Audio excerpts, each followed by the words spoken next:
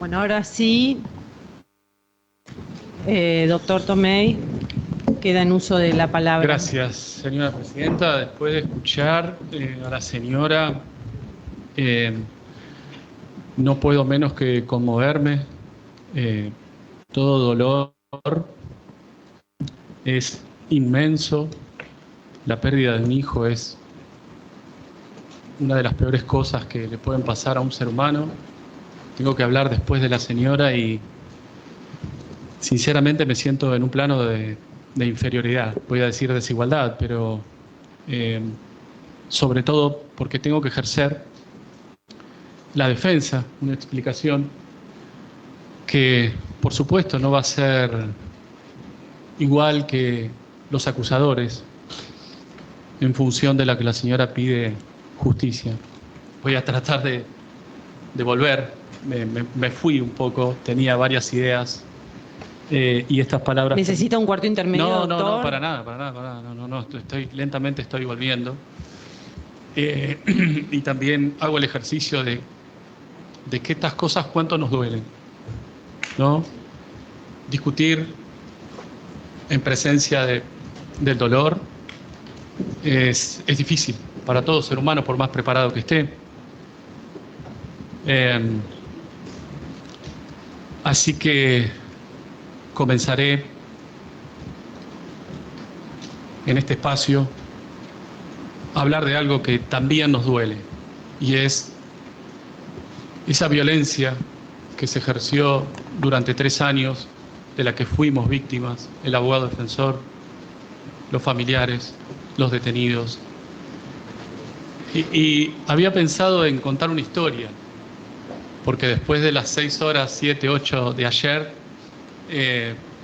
quedé un poco también sorprendido, porque por supuesto que cada uno de nosotros pretendemos hacer el mejor de los trabajos, y a veces eso nos lleva a un exceso, ¿no? Y yo considero que ustedes, jueces del tribunal, conocen la prueba mejor que cualquiera. Entonces, venir y reproducir toda la prueba, toda la evidencia, todos los videos, me parece que no voy a contribuir en nada. Tengo algunos puntos que quiero que a ustedes les queden, como esos puntos que pueden hacer cambiar la pretensión de la Fiscalía y del particular damnificado, que es de la más gravosa. Entonces, pensaba en una historia.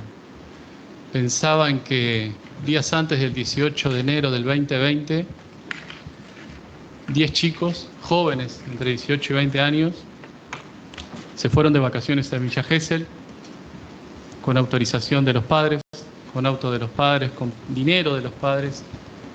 Se fueron a pasar unas vacaciones, habían estado en la playa, habían ido a una previa, fueron a un boliche, Lebric, y terminaron envueltos en un caso de homicidio. Es un verdadero problema, por supuesto, el caso del homicidio. Pero de eso me voy a ocupar más adelante. Ahora lo que sucede es que ese caso, y no sé por qué, tuvo una impronta mediática inigualable y que ha transformado este caso en un paradigma de lo que no debe ocurrir.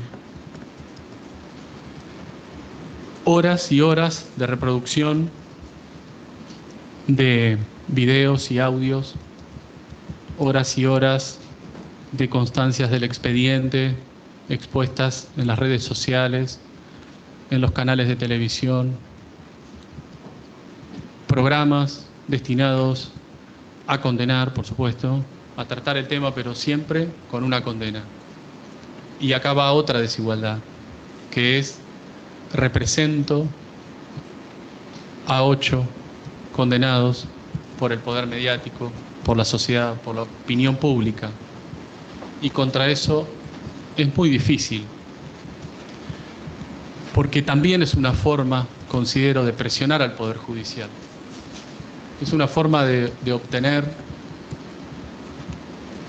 una sentencia que tenga que ver con el criterio de la opinión pública. Hablo de la opinión pública como el todo, ¿no? El todo en el que nos desenvolvemos. Ojalá esto pudiera ser una casa de justicia donde solo discutimos derecho. Nosotros, ustedes, todos. Y tratamos de resolver de manera civilizada lo que es un homicidio. Tragedia, pero civilizada. Esto me lleva a considerar en esta desigualdad a que, ya que mucha gente está prestando atención a esto, a que hay cosas que no se hacen. Por ejemplo, en la declaración de los imputados se escuchaba por la ventana perpetua y asesinos. La doctora Emilia Pertossi acaba de recibir un mensaje diciéndole que le iban a hacer unas cuantas cosas a ella y a sus hermanos cuando vayan a televisión. Padres acaban de perder el trabajo, y esto es hoy, y esto es a consecuencia de, no es del tribunal, por supuesto, es del entorno que genera todo un proceso judicial que se ha mediatizado con las constancias del expediente. Y eso es extremadamente grave, porque no quisiera estar en los zapatos de ustedes. Porque entiendo que cualquier decisión que sea contraria a la prisión perpetua, la comunidad en general va a pensar en actos del tribunal que no son propios. Y eso es falso. Ya la Corte lo había dicho, Suprema de Justicia de la Nación, en el fallo Stancanelli, y decía la Corte a los jueces inferiores, de las instancias inferiores, no inferiores, sino de las instancias inferiores, que debían extremar la atención en el encuadramiento legal de los hechos imputados a funcionarios o exfuncionarios, pues resulta irreparable el daño producido por la ligereza en la apreciación de tales hechos al crear expectativas públicas de punición que, en caso de quedar luego desvirtuadas, alimentan sospechas o interpretaciones torcidas o aún malévolas sobre la intención de los órganos judiciales que, en definitiva, hacen respetar el ordenamiento jurídico. Nada se resuelve creando delitos de la nada, ni buscando el tipo penal que permita el procesamiento con efectiva privación de la libertad para luego acomodar los hechos a la figura, invirtiendo así el orden lógico de razonamiento. Lo que yo estoy manifestando acá es algo que ya la Corte lo dijo y que todos lo percibimos. Por supuesto que nadie quiere responder por esta situación, ¿no? Todos somos libres e independientes, decimos, pero en la psiquis la función social o la opinión pública tiene su peso, es un elemento más de valoración. Y yo creo que estas cuestiones nos hablan de la desmesura.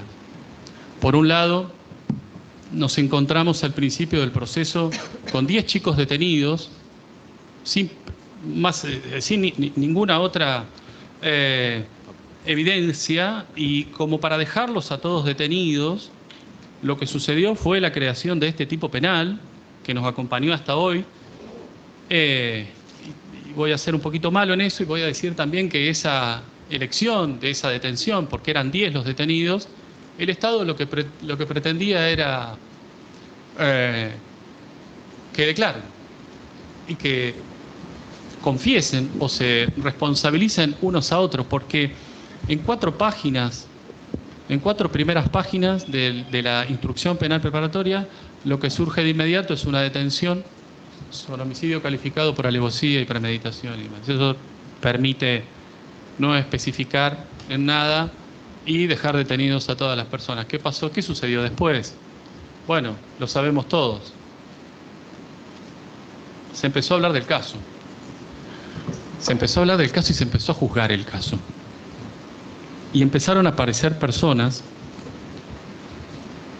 profesionales que hablaban y hacían dictámenes de las personalidades de los imputados, psiquiatras, psicólogos, hablaban como si lo hubieran atendido.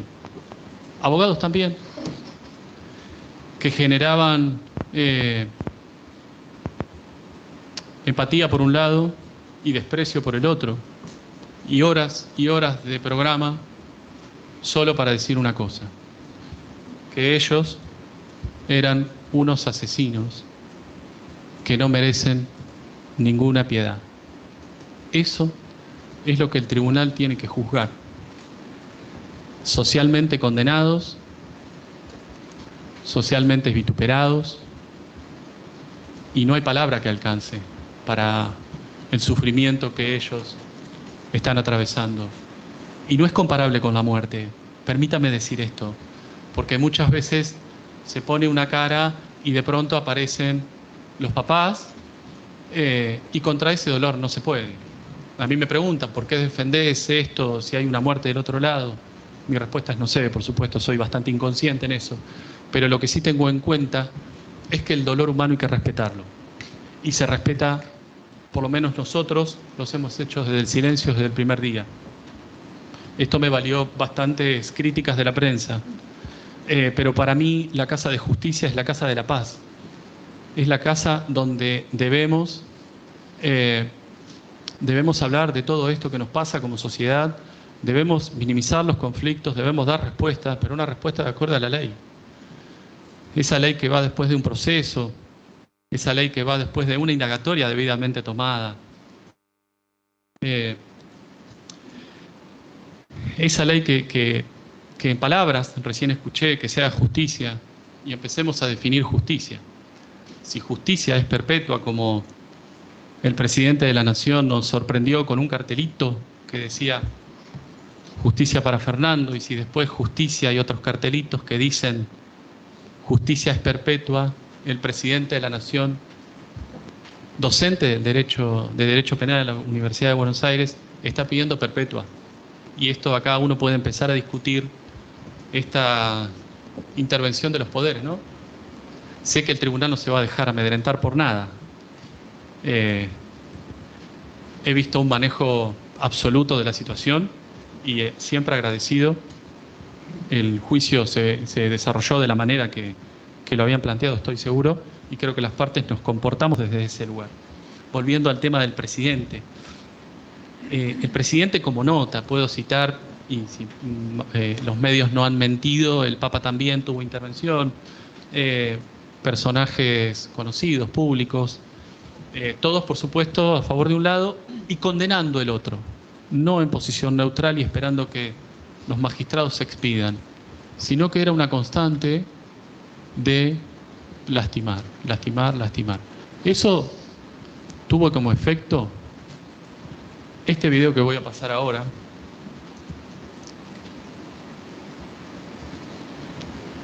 que me interesa mucho porque es el culmine. Brutal y cobardemente una persona y este pacto existe es porque son cagones en serio. Señor presidente, Califiqué. ¿podría poner más fuerte? Estos tipos de hijos de puta. No se escucha. 8 o 10 conchudos. Son asesinos, cobardes, cagones, gente que realmente merece morir en la cárcel. La sanción posible para estos energúmenos. La puta que te pagaron estos hijos de puta. Estos son cobardes. Son hijos de puta. Desachupadores de los hijos de puta. Nada, ni a los jóvenes, ni a los rugbyers, ni a la sociedad. Solamente representa residuos escatológicos, sola y exclusivamente. Puta, que te pagaron, ¿qué es una desgracia? Como dijeron los pelotudos. No, esto es una desgracia. No pasa una desgracia. Esto no es una desgracia. Esto es una brutalidad. Es un animal, es un asesinato brutal. Uno de estos hijos de puta estaba haciendo la previa al día siguiente. Atacaron como unos cagones en manada. Esto no es más, esto es mierda. Esto duele, aparte de mierda, duele, infinitamente duele, porque es un profesional reconocido, de los mejores. Y lo que logra con esto es que ellos, hace 3 años, estén encerrados 21 horas por día en celdas de diminutas dimensiones. Ni hablar que también ha dicho por los medios que se había comunicado con su amigo, el ministro de Justicia, Alac, para que las condiciones sean no buenas. Y entonces los ataques a esta defensa vienen por todos lados. No sabemos por dónde defendernos. porque no se trata de cumplir una pena de prisión en condiciones dignas, vale que sí, sino que se trata de una tortura, de un trato inhumano, cruel y degradante, constantemente. Pero como el Estado todavía no lo ha generado, no lo ha regulado, es como que queda en la nada. Nosotros venimos acá y nos abstraemos. Yo recién pasaba por aquí en la esquina y me gritaban, asesino, y estoy a punto de alegar. No es necesario para nuestra comunidad que pasen estas cosas. Dejemos que sean los tribunales de justicia quienes nos den respuesta, nos guste o no, pero que sean los tribunales de justicia y seamos civilizados, todos. Si cometieron un crimen, tendrán su sentencia, ajustada en ley. Si no cometieron un crimen, todos o algunos de ellos habrán pasado el tiempo en detención a la espera de la resolución y recuperarán su libertad. Dicho esto, voy a pasar con el primero de los planteos. Cuando arranqué las líneas, se había hecho un debate entre las partes. Decían que yo no tenía teoría del caso. Y no me equivoqué al decir que mi teoría del caso era el principio de inocencia y que debía la acusación quebrantar ese principio de inocencia para encontrar una culpabilidad. No tengo nada más que hacer, y de hecho lo hice durante el juicio, de esperar a ver qué encontraba. Y también cuestioné la redacción de la imputación, el objeto del proceso. No tuve una decisión favorable y me quedé a la espera. Después de los alegatos de ayer, los largos alegatos de todos los profesionales, me estoy encontrando con otro hecho. ¿Sí?